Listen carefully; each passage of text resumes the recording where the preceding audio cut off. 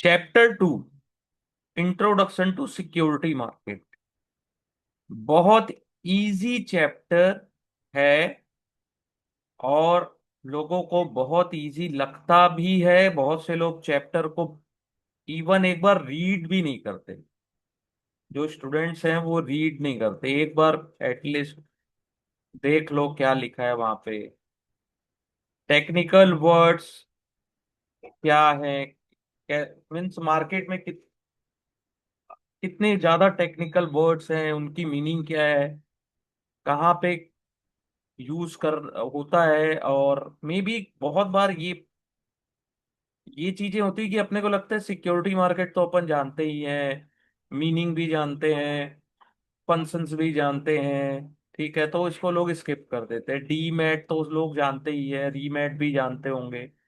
तो लोग क्या करते हैं, ये चैप्टर स्किप करते हैं। लेकिन ट्रस्ट मी, ये चैप्टर अगर आपने अच्छे डिटेल में स्टडी कर लिया तो आप कि जो आने वाले चैप्टर्स में जो अंडरस्टैंडिंग लेवल है, ठीक है, कॉम्प्रिहेंशन लेवल जो है आपका, वो बढ़ जाएगा, इंप्रूव हो जाएगा, बेस्ट हो जाएगा।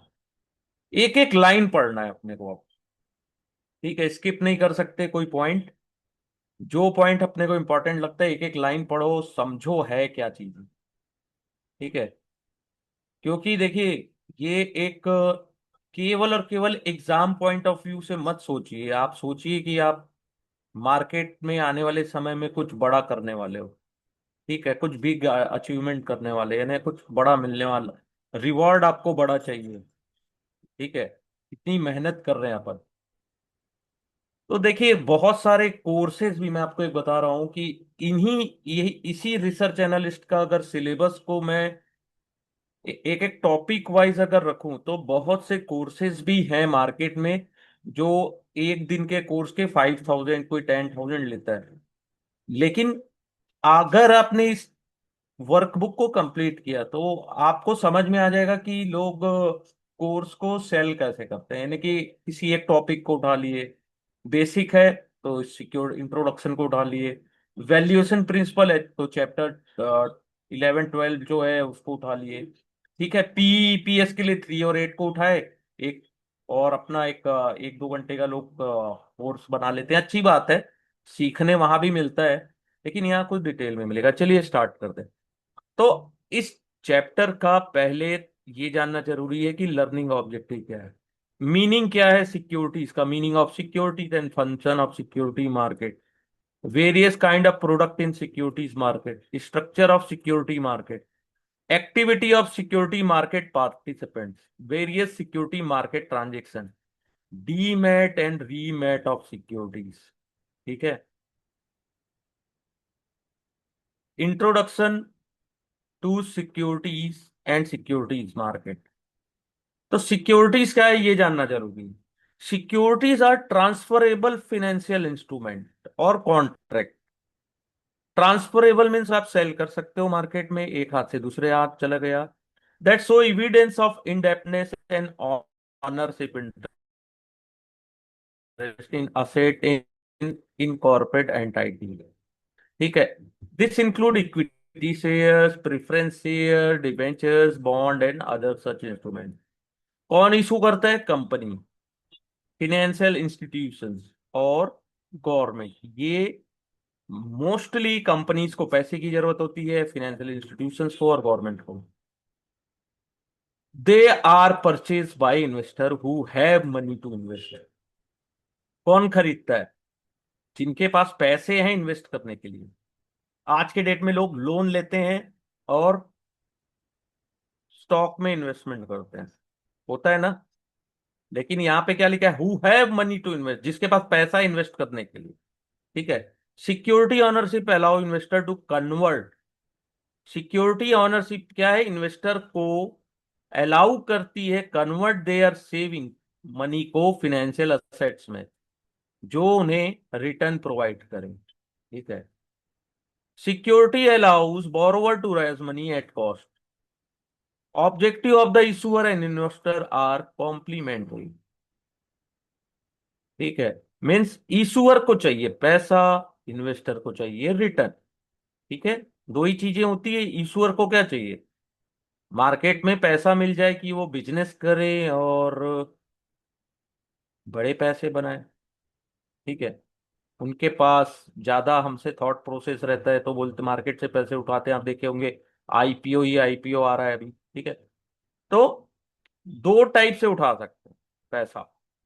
Rising fund through issue of security also allow the investor to transfer their right and interest to other without impacting the issuers. ठीक है। तो the security also provide a mechanism for issuer to raise money for long term while providing a opportunity to invest to investor to exit। देखो, long term के लिए भी होता है, short term के लिए भी होता है। जो लोन लेते हैं, लोन बॉन्ड्स आते हैं, वो शॉर्ट टर्म के कैसे हो सकते हैं? उसमें टाइमिंग रहता है। और इक्विटी क्या है? आज आपने खरीदा, जब तक कंपनी खुद से वाइंड अप नहीं हो जाती या कंपनी बायबैक करती है, ठीक है, जो भी है, जब तक आप चाहो उसमें बने रह सकते हो। ठीक है। The efficacy of securities allow movement of capital to achieve through a efficient security market। अब इफिशिएंट सिक्योरिटी मार्केट का मतलब ये समझिए कि आज आप इंडियन स्टॉक मार्केट में एनएससी पर, बीएससी पर, निफ्टी, ठीक है, एनएससी बीएससी पे अपन ट्रस्ट करते हैं। क्या आपने सोचा है कि और भी कोई मार्केट होगा जहां पे अपन बाय सेल करें? नहीं, क्योंकि वो दो मार्केट इफिशियंट, ठीक है, इफिशियंट है। वहां पे आप जब चाहो सेल कर सकते हो, बाय कर सकते हो। ठीक है। और क्या कर सकते हैं अपन वहां? अगर हमारे हमको हम अपनी कंप्लेन जो होती है, कोई ग्रीवेंस है, सेबी है, उनको मैनेज यानी कि उनको मॉनिटर करने के लिए, रेगुलेशन के लिए सेबी है, ठीक है, गवर्नमेंट है, सबका सपोर्ट है। तो बायर्स और सेलर्स दोनों को एक इफिशिएंट सिक्योरिटी मार्केट की जरूरत होती है। Security market bring together a large number of buyer and seller, thus create liquidity. Security market में क्या होता है? मार्केट तुरंत ओपन होता है, बायर एक्टिव हो जाते हैं, सेलर एक्टिव हो जाते हैं। तो उससे क्या होते हैं? लिक्विडिटी क्रिएट होती है। ठीक है।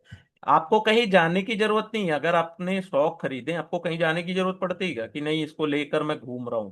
नो, मार्केट ओपन हुआ, बीट एंड आस्क प्राइस दिख रहा है अपने को, इतना चल रहा है, हमने सेल कर दिया। तो easily buy and sell security at close to market price. ठीक है। लिक्विडिटी मीन्स इजिली बायर और सेलर दोनों अवेलेबल।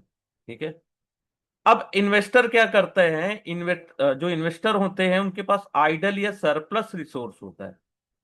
ठीक है। Who have a productive need for them. ठीक है। सिक्योरिटी मार्केट प्रोवाइड करता है वो conversion of saving into investment. ठीक है। A broader universe of saver with surplus to invest is available to issuer of security। ठीक है। देखो, ब्रॉडली स्टेटिंग, फिनेंशियल मार्केट में कौन कौन होते हैं, ये क्वेश्चन कई बार आता है। बहुत इजी है तो भी लोग कई बार कंफ्यूज हो जाते। क्यों? क्योंकि थोड़े से टेक्निकल वर्ड्स हैं। Investor, provider of fund, buyer of security. ठीक है। बोरोवर कौन है? जिनको पैसे की जरूरत है, सेलर ऑफ सिक्योरिटीज। ठीक है। इंटरमीडियरीज मीन्स जो इंफ्रास्ट्रक्चर प्रोवाइड करते हैं, ठीक है, जैसे मार्केट। ठीक है। Regulatory bodies, regulations means government और सेबी, वो भी एक गवर्नमेंट का ही पार्ट है, गवर्नमेंट ने ही बनाया है ना उसे। Regulatory, regulation. ठीक है। अब सिक्योरिटी देखिए, ये क्वेश्चन आया है बहुत बार। मैंने जब एग्जाम दिया था तो पूछा था ये सेक्शन 2H वाला। The term security has been defined in section 2H of security contract regulation act 1956, SCRA। तो सिक्योरिटीज में इंक्लूड होते हैं stock, share, scrip, stock, bond, debenture, derivative, unit और any other instrument, collective investment scheme. ठीक है। Security जो define की गई है क्लॉज जेड ऑफ सेक्शन 2 में, सरफरासी एक्ट में। ठीक है। और भी instrument, pool investment vehicle, certificate of instrument. ठीक है। गवर्नमेंट सिक्योरिटीज, ऐसी सिक्योरिटी जिसको गवर्नमेंट डिक्लेयर कर दे कि ये सिक्योरिटी है, वो भी। ठीक है। इलेक्ट्रॉनिक गोल्ड रिसिप्ट, वो भी सिक्योरिटी। कब लागू हुआ? 24 दिसंबर 2020 में। Electronic gold receipt. ठीक है। अब देखिए, यहां पर एक क्वेश्चन आता है कि which is not a security. ठीक है। यूनिट जिसमें आपको इन्वेस्टमेंट यानी कि रिटर्न भी मिल रहा है और लाइफ इंश्योरेंस भी मिल रहा है। ठीक है। वो सिक्योरिटीज में नहीं आती है। ठीक है। ये कहाँ गया, यहाँ पे हटा दिए क्या इसको? ये पॉइंट देखिएगा, removal of doubt, it is here bye declare that security shall not include any unit, linked insurance policy or script or any other instrument or unit, whatever name called, कोई भी नाम हो, जो इन्वेस्टमेंट भी दे रहा है और बेनिफिशियल रिस्क दे रहा है, life of the person and investment by such person. ठीक है। तो इसे सिक्योरिटीज में नहीं इंक्लूड किया गया है, ये क्वेश्चन आया था। ठीक है। और ये याद रखने के अभी एक पॉइंट है। ओके।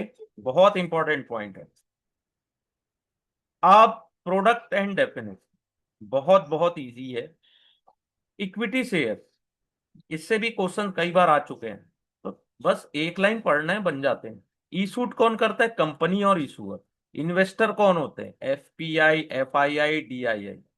इंडिविजुअल, रिटेल और एचएनआई। मीडियम क्या होता है? डायरेक्ट इशू होता है आईपीओ के द्वारा या स्टॉक एक्सचेंज। और स्टॉक एक्सचेंज रेगुलेटर सेबी, और regulator under the company act. ठीक है। Equity share represent the form of fractional ownership in business में। आपको क्या होता है जब इक्विटी आप खरीदते हो, तो आप क्या समझते हो उस बात कि हमने कहीं ना कहीं उसकी ऑनरशिप खरीदी, उस बिजनेस, उस कंपनी की ऑनरशिप है हमारे पास। ठीक है। 0.0001% है, एकदम नेग्लिजिबल है। ठीक है, दिखता भी नहीं, हमने तो 2, 10, 20, 100 शेयर खरीदे, 1000 खरीद लिए, 10,000 खरीद लिए, तो वो भी हमने ऑनरशिप खरीदी है पैसे दे। ठीक है। उसमें क्या होता है, अपन को रिस्क होता है कि कंपनी नीचे भी जा सकती है, और कंपनी अच्छा की तो रिवॉर्ड भी मिलेगा बड़ा। ठीक है।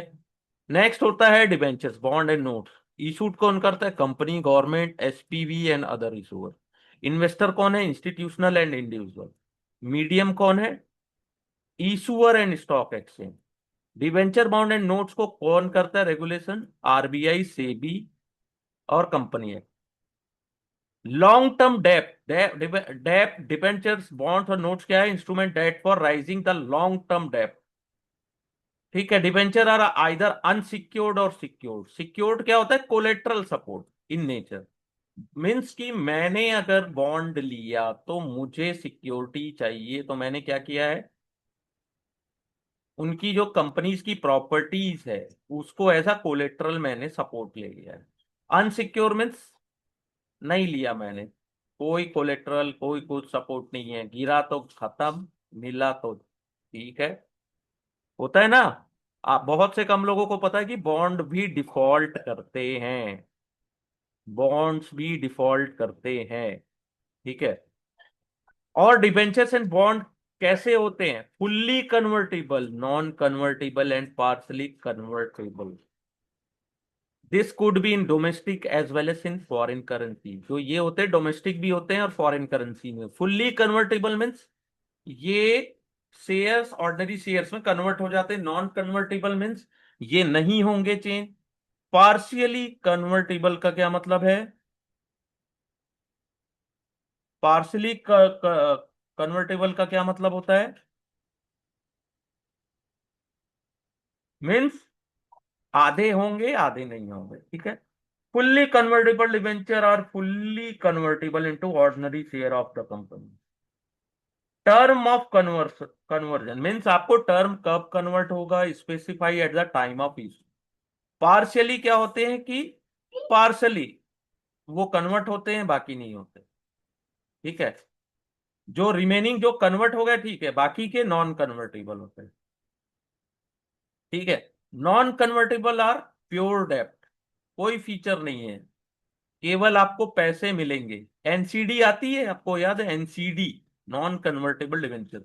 एनसीडी इशू होती है जो रिपेबल और रिडीम होता है, वो मैच्योरिटी। ठीक है। फिर होता है foreign currency bonds. Short term, अच्छा ये देख लो, short term dept instrument are use to rate dept for period not exceeding 1 year. Short term, this instrument include treasury bill issued by government, commercial paper issued by companies. ठीक है, ये याद रखिएगा, commercial paper कौन issue करता है? Company. Treasury bill, government. CD, certificate of deposit, bank. Foreign currency bond issued करती company, government, special SPV. Direct issue होता है। और स्टॉक एक्सचेंज, रेगुलेटर कौन होता है? फॉरेन करेंसी, जिस कंट्री में आप इशू कर रहे हो वहां, उस कंट्री का रेगुलेटर। ठीक है।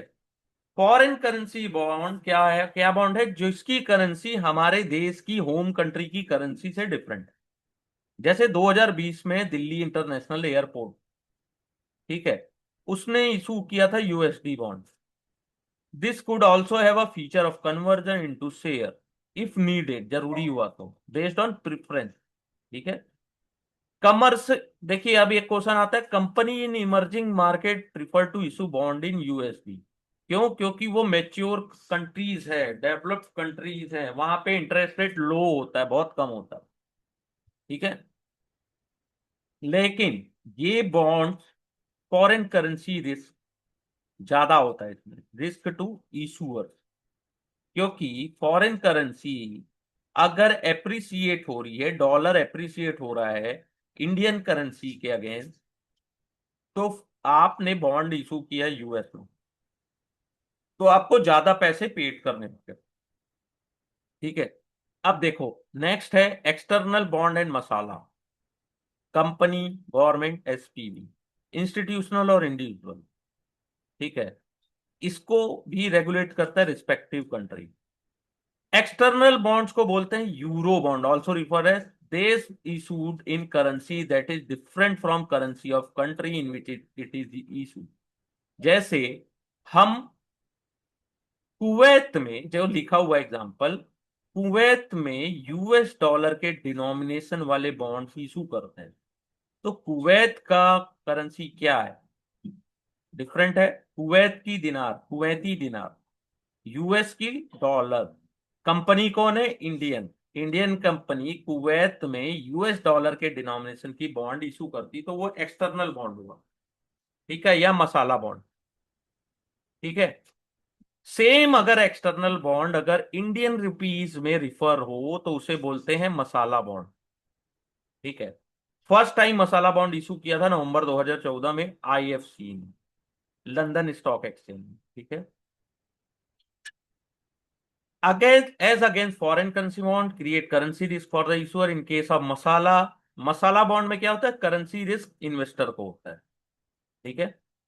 नेक्स्ट होता है, ये बहुत इंपॉर्टेंट है, इसके एग्जाम्पल भी देख लीजिए, और आते हैं कई बार क्वेश्चन एक्सटर्नल बॉन्ड से रिलेटेड, मसाला बॉन्ड क्या होता है। Warrant and convertible warrant. ठीक है।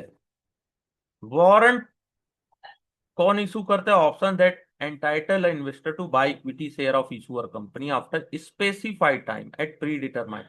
मीन्स मैंने आपको दे दिया आपको वारंट कि आपको इतने इक्विटी शेयर इशू हो जाएंगे कंपनीज के द्वारा, लेकिन एक स्पेसिफाइड टाइम के बाद। ठीक है। नेक्स्ट है इंडाइसिस। इंडाइसिस अपन सबको पता है क्या है।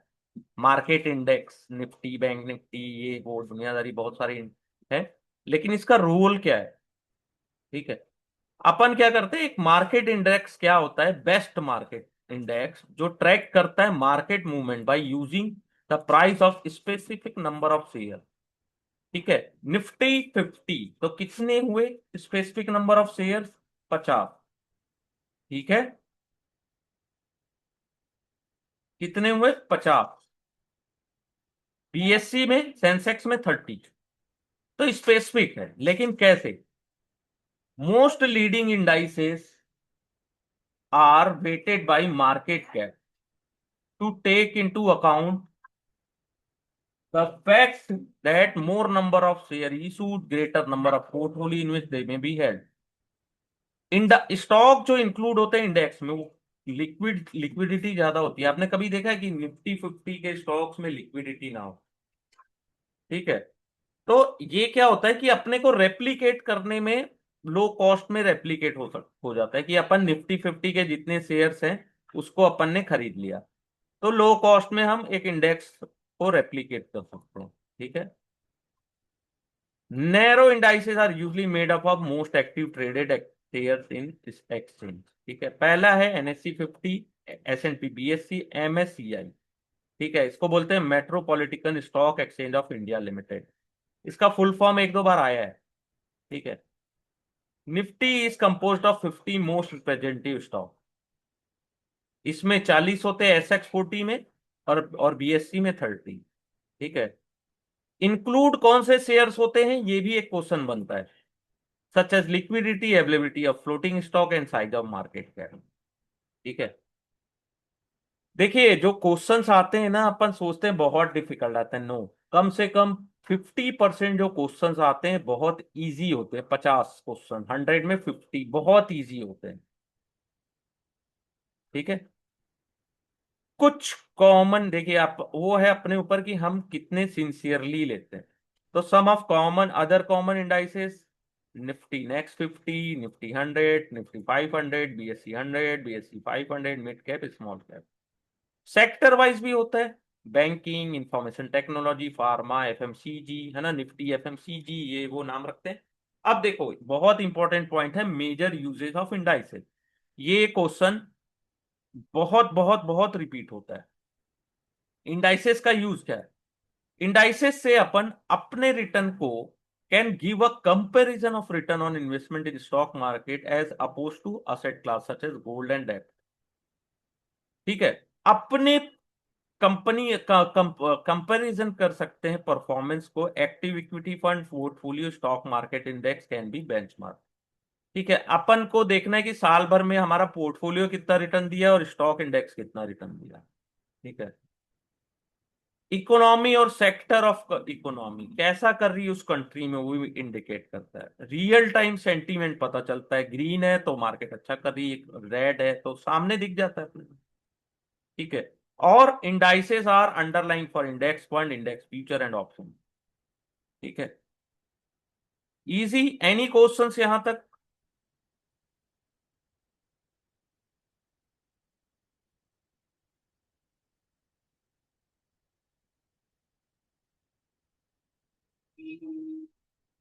Any questions? देखिए, क्वेश्चंस पूछो, नहीं आया ना पूछो, थोड़ा बहुत पूछते रहो। चैट बॉक्स है ना, खाली है। आपके क्वेश्चन मेरे अलावा किसी को नहीं दिखते। ठीक है। तो मैं आप लोगों के क्वेश्चंस के रिप्लाई भी देते रहूंगा। ठीक है। म्यूचुअल फंड सबको पता है, लेकिन फिर भी डिटेल में थोड़ा देखते हैं। म्यूचुअल फंड क्या होता है? इन्वेस्टमेंट व्हीकल है that pool together the money contributed bye investor which the fund invested in portfolio of security. ठीक है। सबका एक कॉमन ऑब्जेक्टिव होता है। म्यूचुअल फंड का भी एक ऑब्जेक्टिव होता है, इन्वेस्टमेंट ऑब्जेक्टिव। कोई भी म्यूचुअल फंड ऐसा नहीं है गए इन्वेस्टमेंट कर रही है, सबका एक इन्वेस्टमेंट ऑब्जेक्टिव होता है। ठीक है। और each investor share is represented by unit, unit के द्वारा। द वैल्यू ऑफ यूनिट क्या बोलते हैं उसको? NAV, net asset value. Continuously change होता है, मार्केट में शेयर्स के दाम ऊपर नीचे होते हैं तो एनएवी भी चेंज होते रहेगी। अब देखो, म्यूचुअल फंड दो टाइप के होते हैं, open ended and close ended. Close ended में मैच्योरिटी होती है। ठीक है। आज आपने उस क्लोज एंडेड को खरीदा, तो वो आप रिडीम कब कर पाएंगे? रिडीम केवल मैच्योरिटी में होगा, उसका एक स्पेसिफिक टाइम होगा। लेकिन क्लोज एंडेड जो होता है वो सेकेंडरी मार्केट में ट्रेड भी होता है। तो आपको अगर एग्जिट करना है उसमें से, तो आप चाहते हैं एग्जिट होना, आप एग्जिट कर सकते हैं, सेकेंडरी मार्केट में उसे सेल कर सकते हैं। लेकिन क्लोज एंडेड की एक मैच्योरिटी होती है। ओपन एंडेड की कोई नहीं होती, वो एनी टाइम ओपन रहता है, आप जब चाहो जितने चाहो उसके यूनिट्स को बाय कर सकते हो और सेल भी कर सकते हो। ठीक है। उनकी कोई फिक्स मैच्योरिटी पीरियड नहीं होता है। ठीक है। नेक्स्ट है exchange traded fund, ETF. Issued करते हैं mutual fund, direct issue by mutual fund और स्टॉक है, रेगुलेटर से भी है। ठीक है। ईटीएफ क्या होता है? Is a investment vehicle that invest fund pool by investor to track a index, commodity और basket of asset. It is similar to index fund in the sense that is portfolio reflect the index it track. ठीक है। Index fund, that unit are listed traded in demat, ठीक है। ETF provide diversification of index और facility to sell और buy real time price, ठीक है। और ETF passive manage fund है, पैसिव मैनेज पोर्टफोलियो, ठीक है। बहुत इजी है, आते हैं क्वेश्चन। देखो 4 नंबर बोल तो रहा है, लेकिन ये जो चैप्टर 2 है ना, देखिएगा बहुत सारी चीजें आपको आने वाले चैप्टर्स में रिपीट मिलेगी, ठीक है। नेक्स्ट होता है प्रिफरेंस शेयर्स। प्रिफरेंस दिए आपको, नाम से प्रिफरेंस, प्रिफरेंस दे रहा हूं मैं आपको, as their name indicate. Special kind of equity shares होते हैं which have preference over common और ordinary equity share at the time of dividend और at the time of repayment of capital in event of wind up, बंद हो रही है तो। क्या है, प्रिफरेंस मिल रहा है, कब कब मिल रहा है, टाइम ऑफ डिविडेंड उनको पहले मिलेगा प्रिफरेंस, ठीक है। और टाइम ऑफ रीपेमेंट उनको पहले प्रेफरेंस देगा अगर वाइंड अप हो रही है तो, ठीक है। प्रेफरेंस शेयर्स में इक्विटी और डेप्ट दोनों के फीचर होते हैं, some feature of equity and डेप्ट, ठीक है। प्रेफरेंस शेयर क्या है, equity as preference shareholder called shareholder of the company not creditor. Payment जो होती है उनको डिविडेंड की, and the same is paid for profit after tax. और डिविडेंड पेमेंट कोई ऑब्लिगेशन नहीं होता है लाइक इंटरेस्ट, लेकिन जब भी मिलेगा आपको पहले मिलेगा, ठीक है। Unlike common equity shares, preference share में वोटिंग राइट नहीं होते। और right over residual assets of company, यहां पे वाइंड अप वाला था, ये रेसिडुअल नहीं होता है। रेसिडुअल जो असेट्स होते हैं वो शेयर होल्डर्स के होते हैं, ठीक है। पेमेंट मिल गया वो ठीक। Yes, thanks. Yes,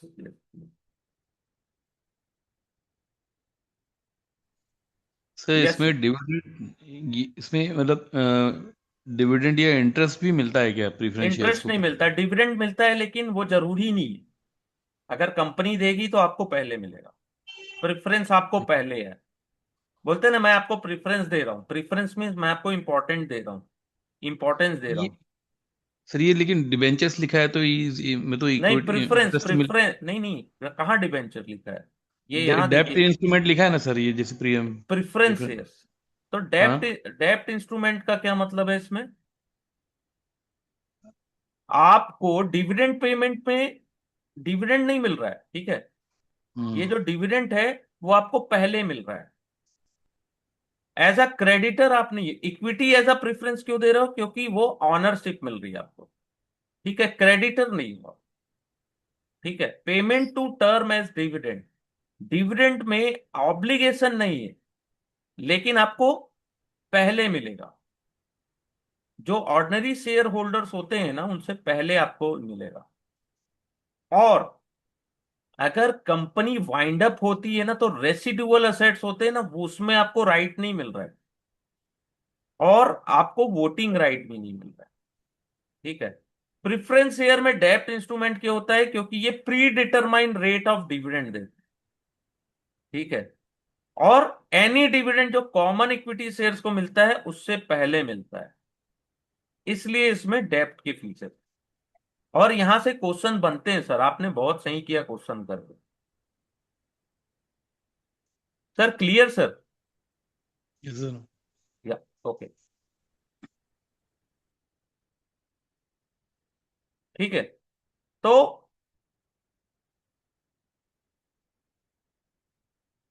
preference share भी दो वैरायटी के होते हैं, क्यूमुलेटिव होता है जिसमें अनपेड डिविडेंड कैरी फॉरवर्ड हो जाता है, लेकिन जो नॉन नॉन क्यूमुलेटिव होते हैं उसमें अनपेड, जो अनपेड डिविडेंड होता है ना वो लैप्सेस हो जाता है, कन्वर्टेबल हो जाता है, और फुल्ली, पार्सली और फुल्ली होता है, ठीक है।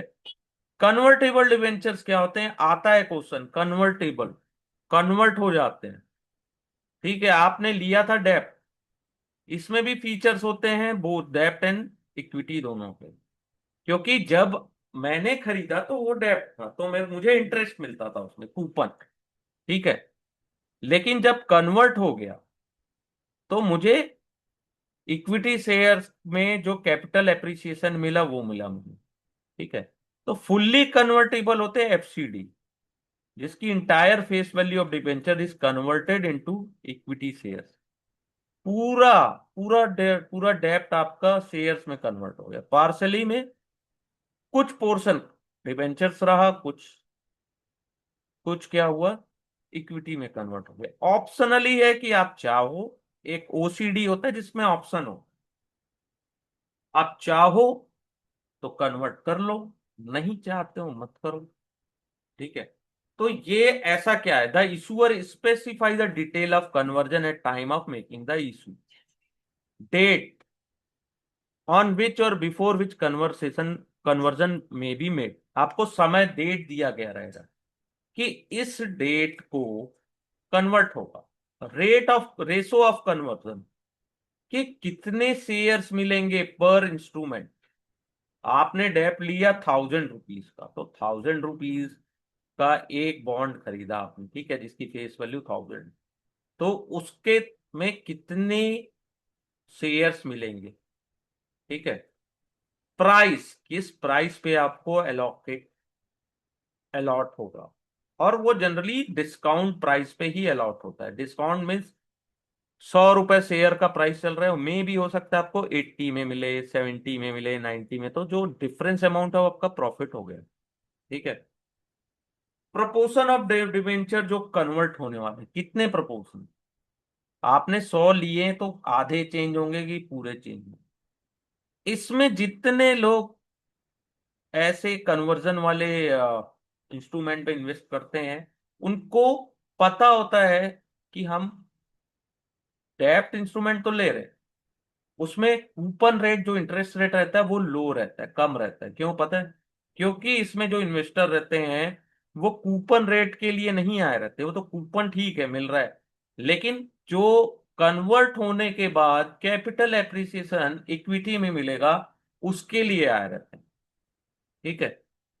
और इशूअर को क्या फायदा है कि एक समय बाद आपको मैच्योरिटी में पैसे देने नहीं है, शेयर्स में कन्वर्ट हो गए।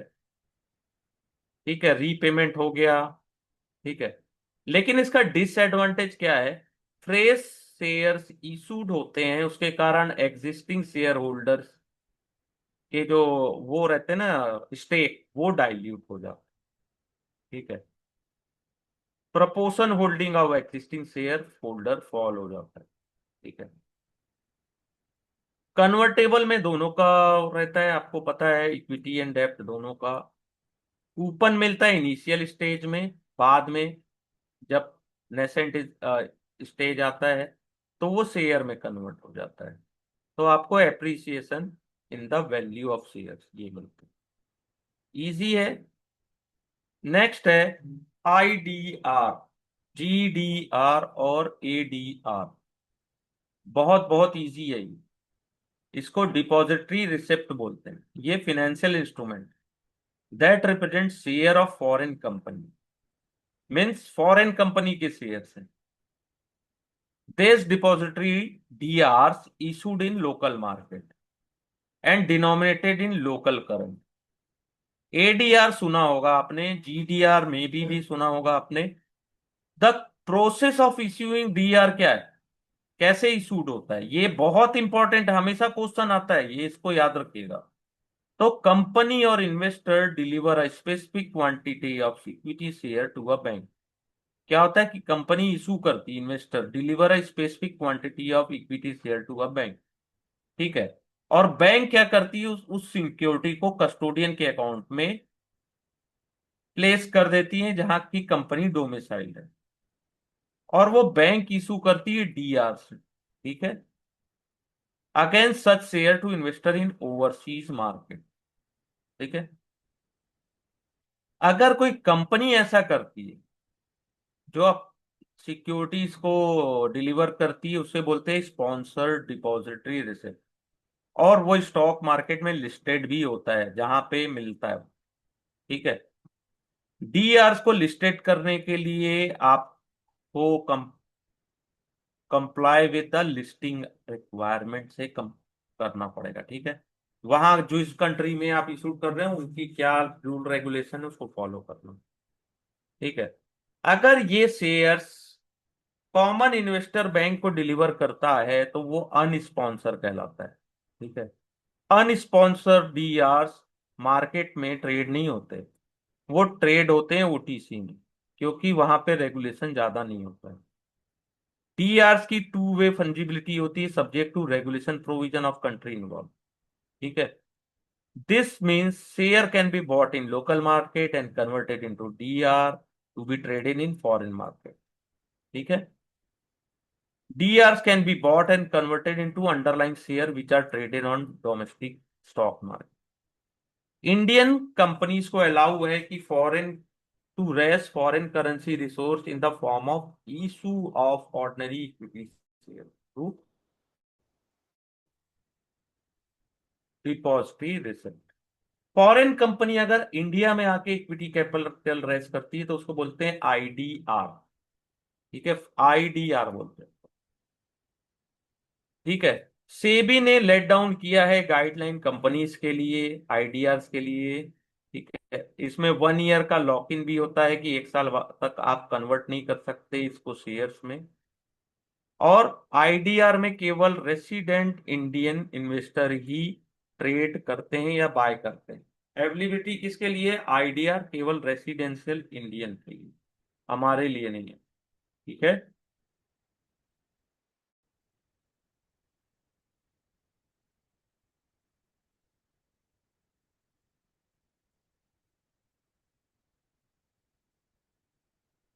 क्लियर। नेक्स्ट है कितने टाइप के डीआरस होते हैं, ठीक है। जो स्टॉक एक्सचेंज है वो डिपॉजिटरी रिसिप्ट में ट्रेड अलाउ है trading around the world several stock exchange, ठीक है। कुछ जो हैं वो अक्रॉस मल्टीपल कंट्रीज भी ट्रेड होते हैं, उसको जीडीआर बोलते हैं। क्यों? क्योंकि यूरोपियन कंट्रीज में सभी जो छोटे छोटे देश मिलके यूरोपियन यूनियन जो बनाते हैं यूरोप, तो वो लोग मिलके क्या करते हैं, उनके यहाँ रूल रेगुलेशन सेम है, इसलिए वहां पे होता है वो अक्रॉस मल्टीपल कंट्री। अब देखो, अमेरिकन डिपॉजिटरी रिसिप्ट, ये depository receipt issued and trade होता है यूएसए में, और इशूड कौन करते हैं? नॉन यूएस कंपनी, ठीक है। मोस्ट पॉपुलर डिपॉजिटरी रिसिप्ट है यूएस का, across the world have issued ADR, जैसे विप्रो, इन्फोसिस, आईसीआई, एचडीएफसी, ये एडीआर ट्रेड है। अमेरिकन एक्सचेंज ने अलाउ किया था एडीआर, कब किया था? Early part of 20th century, क्योंकि मोस्ट इवॉल्व मार्केट है ये, ठीक है, मोस्ट इवॉल्व है। कुछ भी नए इंस्ट्रूमेंट जो आते हैं पहले यूएस में ही आते हैं, क्योंकि वो बहुत बड़ा मार्केट है, ठीक है। इंडियन डिपॉजिटरी रिसिप्ट आईडीआर क्या होता है? जो ट्रेड होता है इंडियन मार्केट में लेकिन नॉन इंडियन कंपनी के द्वारा, तो उसे आईडीआर कहते हैं, जिसे बोलते हैं स्टैंडर्ड चार्टर्ड बैंक का आईडीआर ट्रेड होता है मार्केट में, ठीक है। नेक्स्ट है हांगकांग वाला, एचकेडीआर बोलते हैं, हांगकांग में लिस्टेड होती है, that are traded in Hong Kong market, non Hong Kong Hong Kong companies के बारे में। नेक्स्ट है global GDR, more than one countries में होता है, क्योंकि GDR prefer to be issued in European Union member, क्योंकि सबके रूल रेगुलेशन कॉमनली सेम होते हैं, ठीक है। और इजी होता है कंपनीज के लिए कंप्लाई करना, ठीक है। जिसके शेयर्स ट्रेड होते हैं get a wider investor base, क्योंकि अगर यूएस जैसे आज इंफोसिस, विप्रो, एचडीएफसी, ये सब अगर पूरी दुनिया में ट्रेड हो रहे हैं तो उसका फायदा मिलता है ना, कि आपको ऑल वर्ल्ड कोई भी आपके शेयर्स खरीद सकता है, ठीक है। वरना क्या होता है, बहुत सारे रेस्ट्रिक्शंस हैं, एडमिनिस्ट्रेटिव इशू हैं, जिसके कारण वो ट्रेड नहीं होता, ठीक है। Investor otherwise get invest in international stock. अगर आपको स्टैंडर्ड चार्टर्ड बैंक के शेयर्स खरीदने हैं यूएस में तो आप नहीं खरीद पाओगे, मान लो, चलो ठीक है आपका नहीं, लेकिन यहाँ तो आईडीआर है, उसको उसको खरीद सकते हैं, ठीक है। Investors holding DRs give investor the right to dividend and capital appreciation for from underlying shares, but उसमें वोटिंग राइट नहीं होता है। लेकिन सेबी के पास वोटिंग राइट्स के लिए अभी कंसिडरेशन गया है। ठीक है, अभी वो अभी होल्ड में। एफसीसीबी क्या है? Are foreign currency denominated convertible debenture paper issued by company in international market. Foreign currency convertible bonds, इसका फुल फॉर्म हम सबका फुल फॉर्म याद रखिएगा, ठीक है। देश instrument are understood the way convertible, convert हो जाते फॉरेन करेंसी, ठीक है। और they are generally optionally convertible and issued offshore in different denomination under the guideline of RBI, ठीक है। पेमेंट किस में होता है? The payment of interest and repayment of principal on this bond in foreign currency में होगा। Conversion of instrument happen in equity, dividend is paid in Indian rupees, ठीक है। अगर डिविडेंड इंडियन रुपीज में पेड किया जा रहा है तो जो कन्वर्जन ऑब्लिगेशन होगा ना, करेंसी रिस्क, वो इन्वेस्टर का होगा। लेकिन इंटरेस्ट एंड रीपेमेंट में जो है वो रिस्क इशूअर्स का होगा। FCC B are regulated by RBI notification under FEMA, ठीक है। The issue of foreign currency convertible bond and ordinary share, ठीक है। ऐसी गाइडलाइन यहाँ पे मिलती थ्रू डिपॉजिटरी रिसिप्ट मैकेनिज्म 1993, ठीक है। Lay down the guideline for such shares, okay. Next है ईएलडी, इक्विटी लिंक्ड डिबेंचर्स। ये फ्लोटिंग रेट डेब्ट इंस्ट्रूमेंट होते हैं whose interest is based on return of underlying equity assets, ठीक है। Issue of bond invested pre determined part, principal amount किस में जमा होता है? Principal amount collected in fixed income security like bond, which provide principal protection while balance used to buy option, जो provide करता है exposure to return on equity, तो ये इक्विटी लिंक डिबेंचर होते हैं, ठीक है। बहुत इजी है। सेम इक्विटी की जगह अगर कमोडिटी ले आए तो उसको बोलते हैं कमोडिटी लिंक डिबेंचर, ठीक है। इसमें भी रिस्क होता है, क्रेडिट रिस्क होता है। और ईएलडी को क्रेडिट रेटिंग एजेंसी होती है ना, वो रेटेड करती है, ठीक है। एनी क्वेश्चंस यहां तक? जो नेक्स्ट क्लास होगी मंडे को, वहां पे देखेंगे अपन एमबीएस एंड एबीएस। यहां से शुरू करेंगे chap page number 21 31। Any questions यहां तक?